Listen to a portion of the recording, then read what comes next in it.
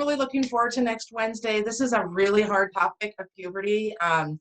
And I've been teaching about it for a while, and now I have two neurodivergent teenagers walking through that journey as well. So not only am I a counselor, a parent coach, an educator, but I'm also a parent of neurodivergent children. So I like being able to talk about not only what I've known from parents in the past, but what I've been walking through the last 14 and a half years since my daughter was born. So, so next week, I mean, an hour is a very small amount of time, right, to talk about puberty, because puberty is a big deal.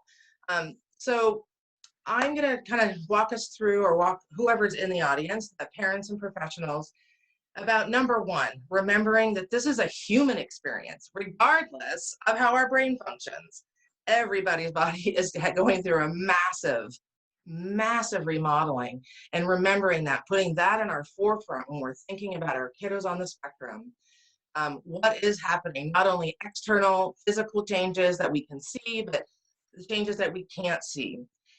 And with that, creating our team of explorers is what I like to call it. So putting our team of explorers together and remembering that parents are our front line. So Victoria, I look forward to seeing yours.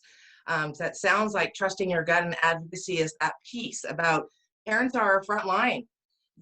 Parents know more than they even know they know. And it's really up to all the providers to say, all right, let's start pulling some of that out, because every single kid is so different.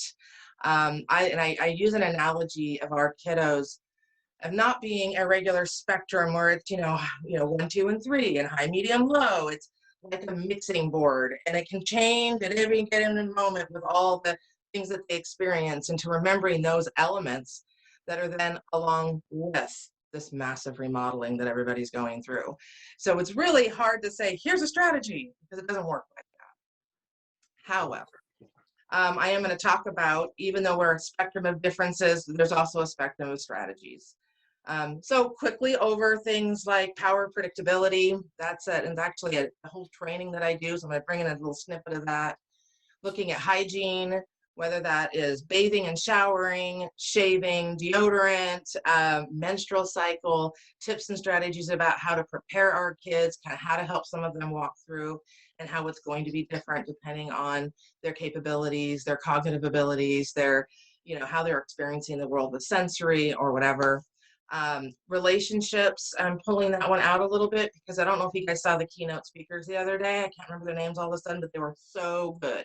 Daniel Wendler and Congress Shumway. Yes, yeah. Thank you. I had Kyler and Shumway, and I'm like, oh no, I mixed up now.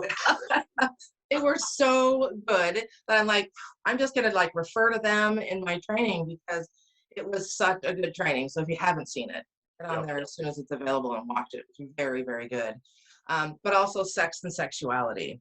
What does that mean? And I like pointing out the elephant in the room, and let's talk a little bit about masturbation. Let's talk a little bit about what's going on sexually, sexual orientation, sexual identity. All of that is just being in the forefront and remembering that we're in a different time zone right now when it comes to thinking about sexual orientation and sexual identity. And so again, let's point out the elephant in the room and make sure that we're talking to our kids and talking to each other.